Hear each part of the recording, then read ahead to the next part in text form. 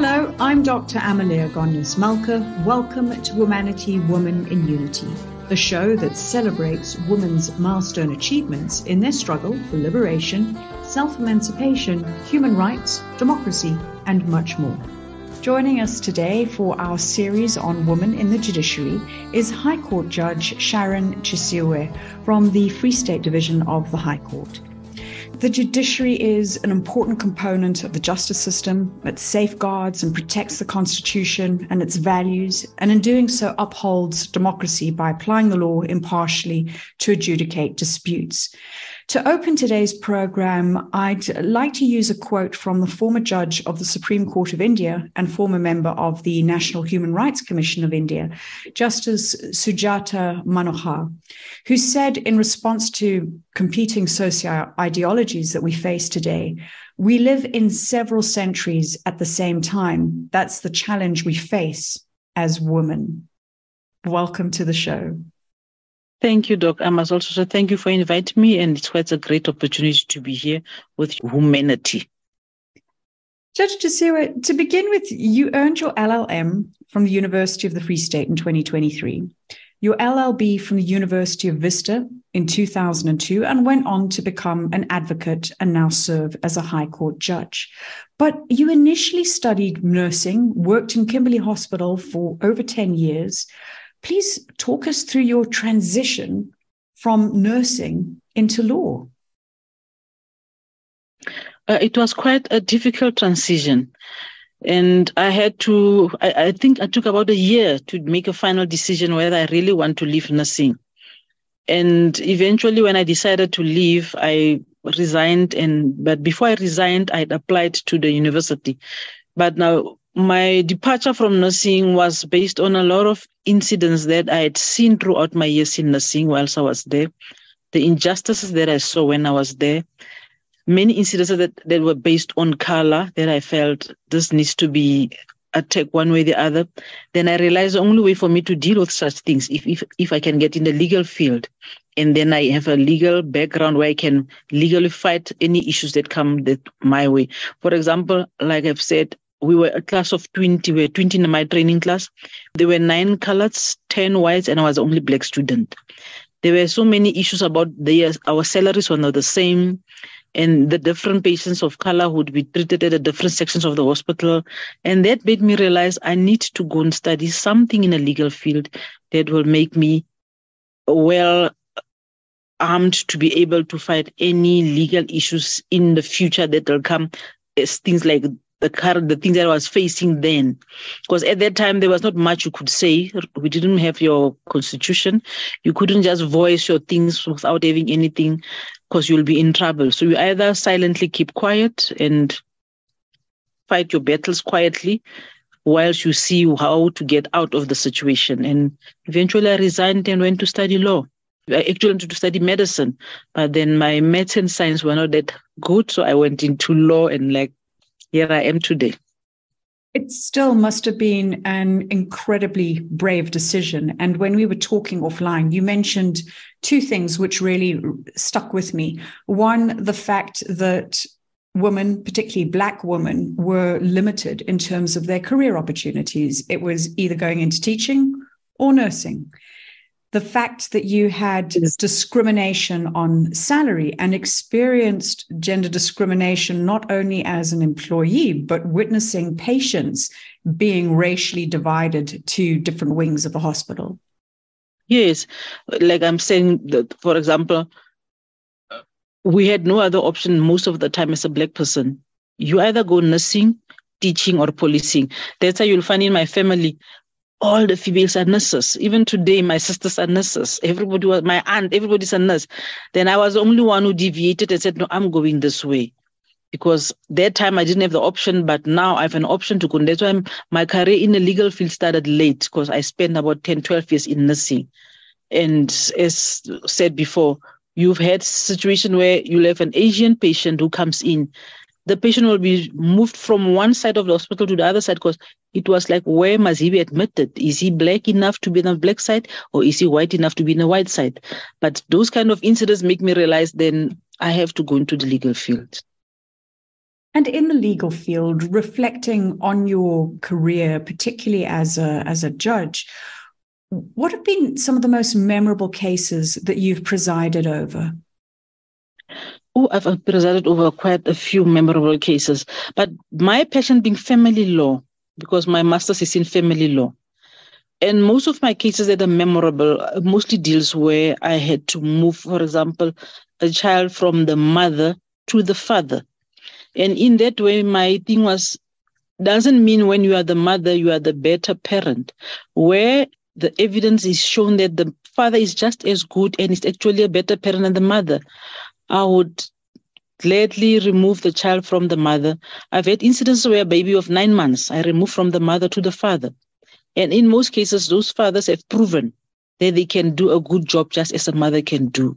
And it's quite, when you follow up some of these cases, you are so happy to hear later that the father is doing such a good job. The child is in high school now, the child is in university, for example, and you realize, well, it means I didn't do a mistake. Because sometimes when you move a child, you think, maybe I'm making a mistake if I'm making the child go to the one parent and not the other parent. But when you hear reports back later that the child is doing quite well where he is with the father, the child has become quite a matured person, an adult who's doing well, the father has proven to do a good job with the child. And in most instances, you realize, well, it means my decision in this case was quite right, was on track. So most of my memorable cases are my family law cases because it's my passion. And I'd imagine it must be a lot of empathy and emotion that's involved with making those types of decisions because you're deciding on the life of a little human being. Very emotional because in most cases, you see the evidence on paper. You've never seen the outside of that child, the parents, how they interact. You see on paper. So you make a decision based on what you see on paper. And I normally tell the parents in court, sometimes they do sit in court, that now you are allowing us, strangers, to decide on your child because you as parents can make a decision. Now a stranger, the legal people who are also here are also strangers to this child. You know what your child likes, what he loves, the do's and don'ts, you know how he sleeps at night. Now we must make a decision based on what the legal people are telling us on a child that we have never even seen. You see it on paper, the child is, for example, Sharon, born on this date, but you don't know that child. But the court, being the upper guardian, has to make the decision. So in most of my cases, when the parents are in court, because I always ask, are the parents here, is a mother here, is a father here? Then I address them directly that we now have to make a decision for a child that we don't know because you as parent can make a decision about your child. And one of the other memorable cases that I remember, where especially women again, we married in community of property, we housewives, husband decides to divorce you, you have nothing because it was out of community, excluding everything. You literally have to walk out with your clothes. So there's one case that I said, this is not going to happen. She cannot, because we are so naive at times that she was the one doing the finances. She did the investment for the husband. She literally did everything, but because she trusted him. Time of divorce, the guy wants to give nothing, not even a cent. I'm like, how naive can we be as women? Another woman have been keeping away, even if it is 10,000 a month in savings, if something happens. But she literally gave everything to make sure that things are done well. I'm sure she was thinking, I will never get divorced. The divorce comes, husband wants to leave her with nothing. I said, it's not going to happen. Even if I'm married out of community of property, excluding everything, I'm going to give this woman some of the money, which I did. I gave the money, some of the share of the money. He might not have been happy, but I felt when we get into this kind of marriages as women, we should really know what to expect if you get divorced, or if you, sometimes they say you get married out of community because in terms of businesses or what. But what about yourself, especially if you are the housewife, you are taking care of everything. So those are the things that women need to open up, to be taught about, to be campaigned about, to be workshopped, to know that what you do when you are faced with such situations. There's still a lot of women out there who are still struggling when it comes to such cases. Such important advice that I think women really need to be aware of when they're making these important life decisions. Yes. Legislation is an incredibly powerful tool, and if upheld correctly, it really can advance women's rights. Sometimes think that it's hard to imagine that it's only been since 1996, 27 years ago, when the Bill of Rights was introduced, that all women in South Africa were formally recognized as equal citizens. In your view, what have been some of the important equality gains that women have attained? In my view, because my personal experience with regards to women having that equal rights, for example, as I was working as a nurse, my husband was still studying as a doctor. I couldn't get a house. I had to stay with my mother because I was not entitled to have property, as I was kind of like a minor to my husband. My husband had to take care of me. So I couldn't buy a house. I had to stay with my mom and see when he qualifies that then we can have a house. So there's a lot of things at least that we can say improvement has come in. We can now buy houses. Simple things like buying a car. You had to have your husband to be present to buy yourself a car. So now at least you can enter into contracts. You can buy things. You can sign contracts. We can occupy high positions now as women. There's no more that you cannot do it because there was this mentality that women are emotional creatures. If you have to do high position jobs, you'll be emotional. I believe we've achieved a lot so far. We are in every space corner where we can be present. We are there and we are ready to face the challenges. Be it being a judge, be it being a chief justice, be it minister or whatever, we are ready to face all these challenges. So with the equality that has come along, slowly though, but it is there, we can see it, we can see the difference. It's just a matter of we must implement these things. We must push forward because sometimes it might be ignored that, no, we have given them that, they must now sit down in a corner and keep quiet. We have to go out and push for it because otherwise, if we don't push for it, it will not be implemented. Given your very real lived experiences, not being able to buy a house, if you wanted to buy a vehicle that you would need permission from your husband or there with signing powers, what do you think is still left for us to achieve to really push over that boundary and get equal equality? You know, for us to achieve that, because our constitution already has done that for us. So it's for us just to push forward because, I mean, the Constitution says we are all equal. There's the Bill of Rights. All these things are there for us to implement. And it's not a matter of, like, I remember what Deputy Chief Justice said once, I am a woman and then I'm a judge. We shouldn't feel like people should empathy and sympathize with us and treat us as like these special creatures who need to be given all these rights. We have these rights. It's just a matter of they must be implemented. We must be given these rights. They must be implemented for us to exercise them. It shouldn't be like we are being done a favor to have these rights or somebody's like, let's do this for them. It is there for us to take and run with it. Judge Chesiwe, one of the things that does concern me when I reflect back on last year in the United States of America, there was the Roe versus Wade abortion law, which had been passed 50 years prior and was then overturned. And the thing that concerns me is that by overturning that ruling, the idea that women's rights could regress.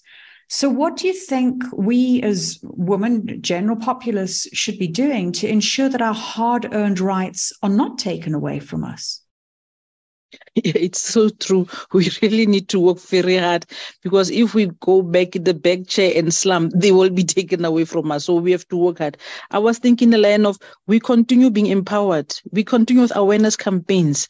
We continue with teaching women out there their rights in society, in the workplace, whether it be in marriage. You find that women, especially in your rural villages, cultural areas, they have no clue about their rights as women.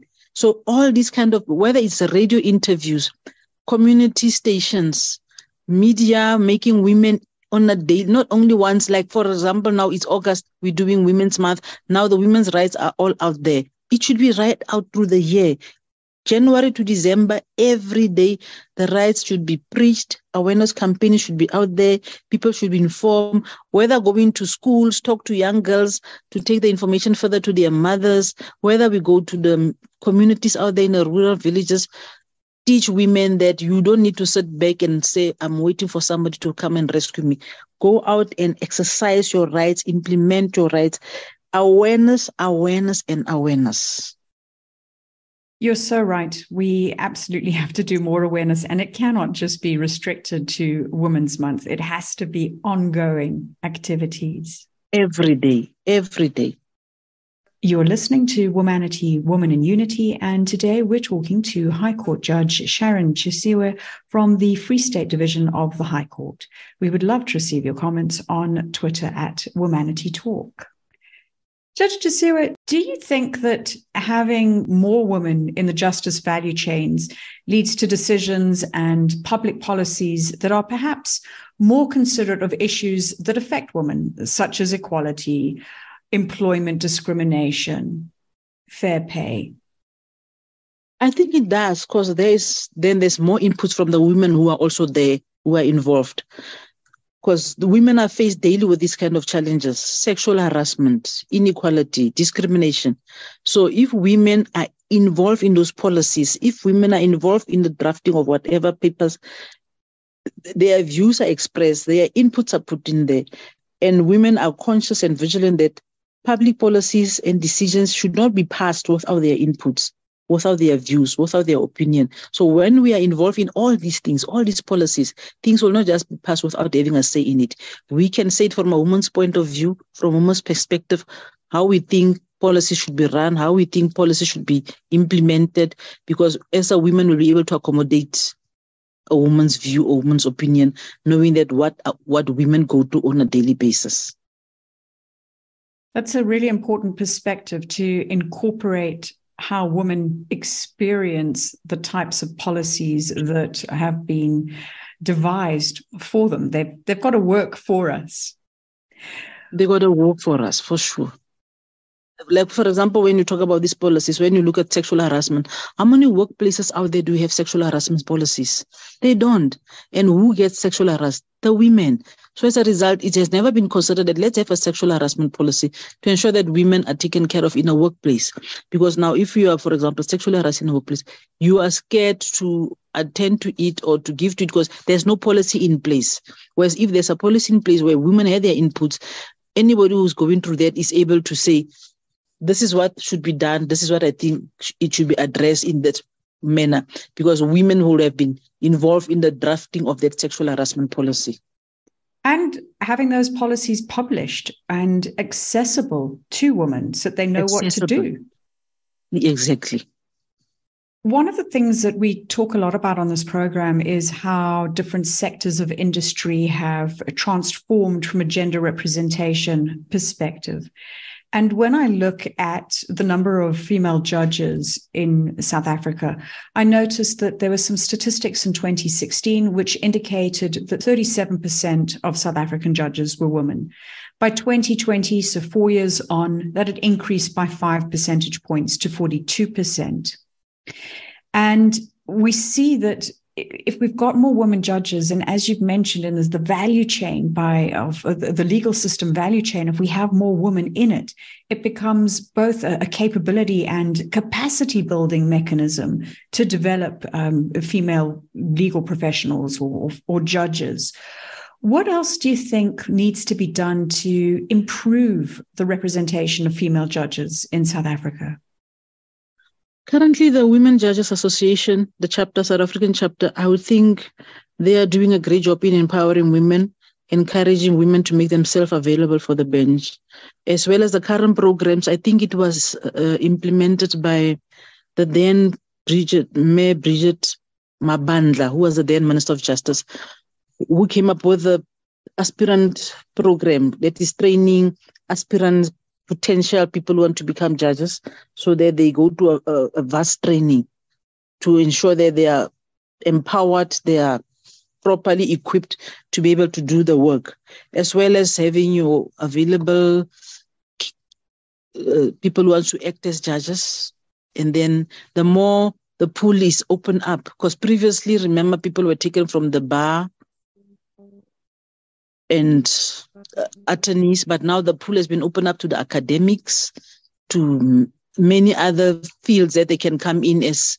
For example, I was in government as a family advocate, but then I was able to come out and attend these trainings to aspirant training for becoming a judge. So the more these kind of programs are put in place, the more women will make themselves available to go. Because the thing that's out there, which I have personal experience, the fear of having to go into the bench. There's the thing that, will I make it? Will I cope? So if these training programs, the workshops for people to make them come, make yourself available, we'll help you. We'll make sure that you get to know how to do the work. If you have the passion for it, you can do it. So the current Women for Judges Association and the aspirant program, for now, I would say they are the only two programs that are trying to push women forward. If there can be more programs that can be out there so that more people are, for example, when I went for a judiciary, I was not even aware, where do you see the adverts for a judicial post? If those kind of things can be put out there so that people know the adverts for judicial posts are with the JSC. The JSC does the following thing, more awareness also again, where information should easily be available from the JSC, from the judiciary, so that people should know.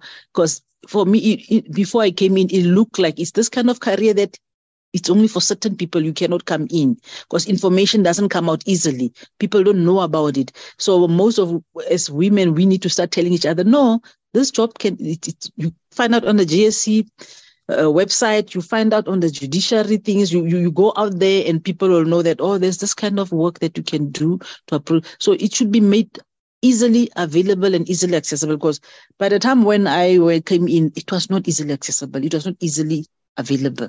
So if more still needs to be done, so that we are at the point where we can gladly say a lot has been done. I always say I'm worried that we pushing. I'm sure we want to do women enough so that there are enough women in the pool. I always say I'm worried that are we pushing women so far that a couple of years down the line we'll be talking about where's the men now? The men might have become extinct. Then we have to start talking about men empowerment to come back in the judiciary. I'm thinking we should balance the thing. We should say women come in, but don't push the men out. Don't push them aside, so that we can balance it, that in the end, we are coming in equal amounts. We don't want to be sitting with a bench eventually after years that's all female. There's no more any men available. True. There does have to be a balance. But I think in the same way that we have been trying to address race imbalances, gender imbalances, that until we get to that point of equalization, we do need to provide these programs to one, make women aware of what is available and what they can access, and then two, to be able to run with those programs to reach their highest ambitions. Like I said to you, it is not easily accessible. You have to research thoroughly to find out, where do you get the adverts for a vacant judges' positions? How do you get to a point where I get a chance to go and act? You have to research it. It's not easily available. So those are the things that should be made available. You should just click on a computer or wherever you want to find, and the information must be there. True. Something for the judiciary to develop and take away from Yes. our conversation. Yes. Judge Chesiwe, besides the legal structure and working in the law, we also know that you have a home life.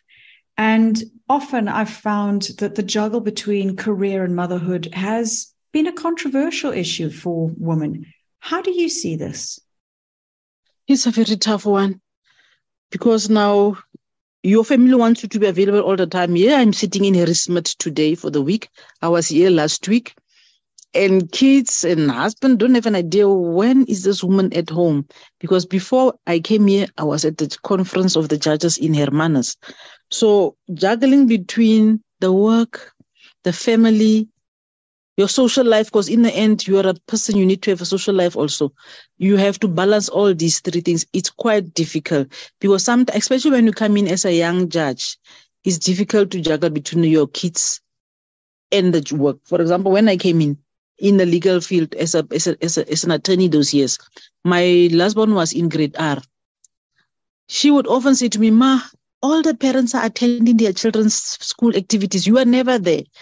I had to resign for that year. I resigned from my work, and made sure that I attend all the school activities of a grade R and grade 1 so that I'm available at all times.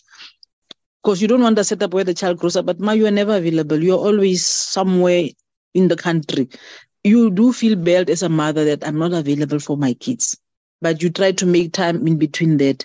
When you are on circuit court, like I was this week and last week, I try weekend, Saturday, Sunday, it's family time. We sit together, we do movies, we do whatever we need to do.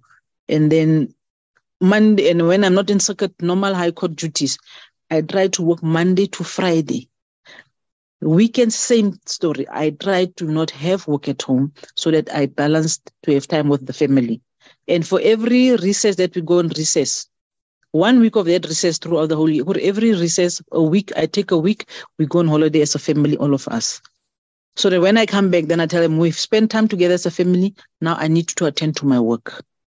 And then I dig into the work. In between, you have friends who will call you, when can we go out for a coffee or something? You have to juggle in an hour or so, go out with friends to have family. So the balancing is quite a tricky one, but you just have to have ways of balancing it. That they understand when Ma is at work from 8 until 5, when she comes home, she's the mother in the house. I still cook your traditional food.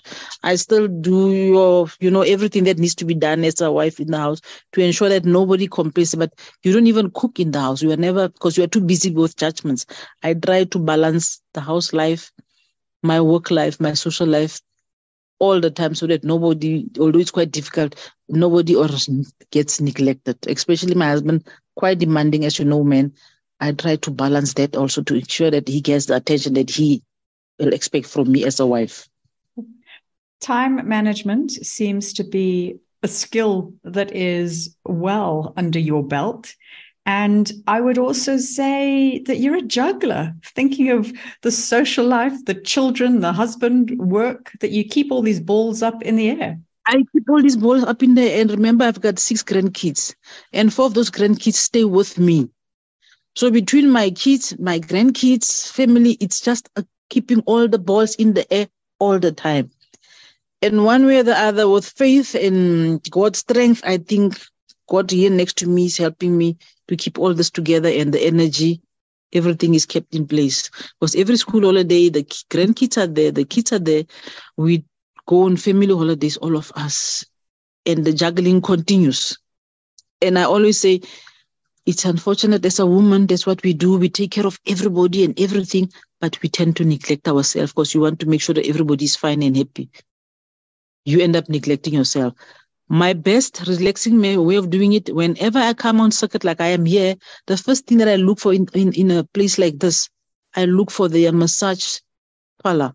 Where there is a massage place, I run in there and go and do a full body massage. That also helps me to de-stress and to still continue balancing things.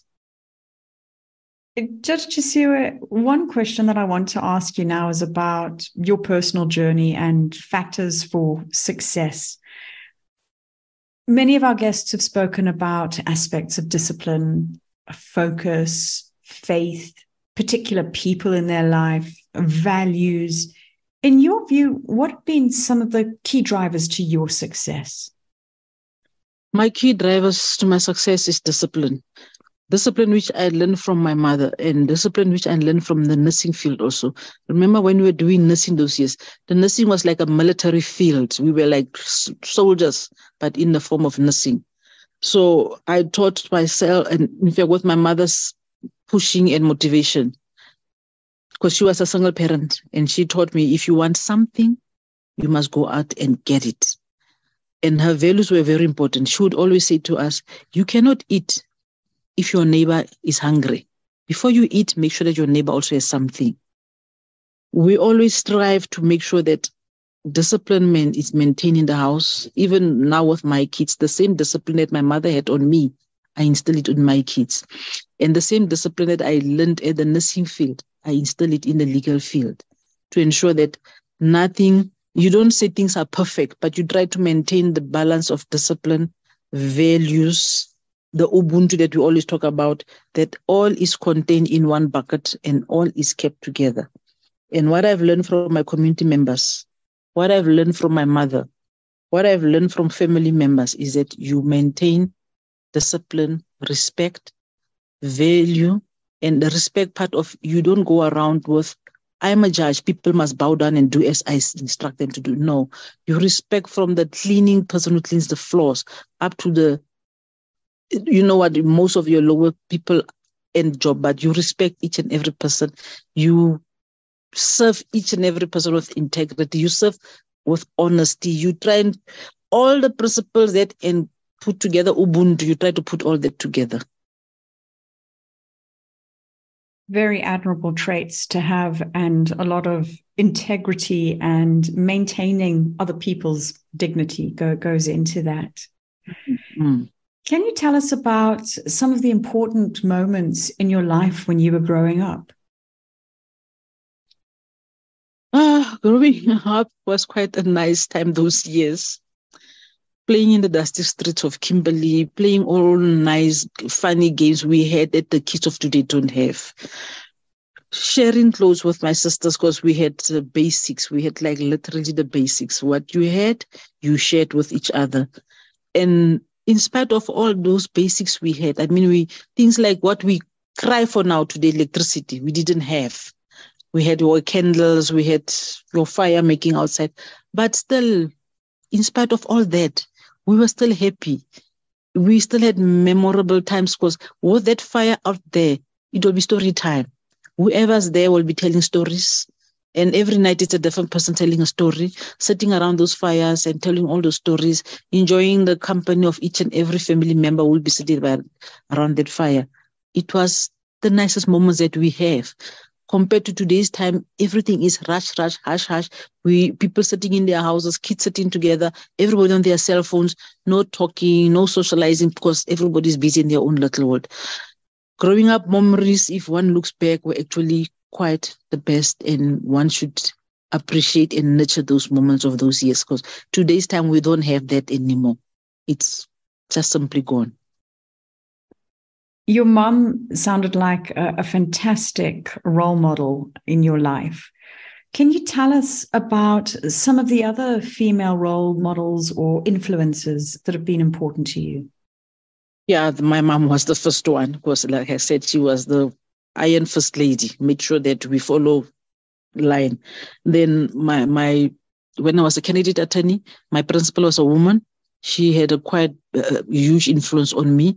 She encouraged me more in my legal fields and said, this is what you do. And I've learned a lot from her and I still appreciate it till today.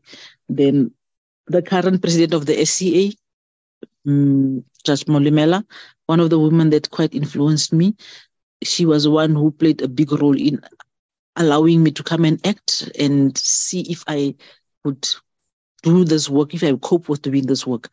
So the influence, there's a lot of women out there, but the main women that I can say three, I point out my mother, my candidate, my principal was my candidate attorney days, and the current SCA president. Thanks for sharing. And we have interviewed Justice Molimela in our early days on the show. Thinking about the future, what would you like your legacy to be? You know what? It's not always easy to have a legacy that you can say, this is what I've left behind.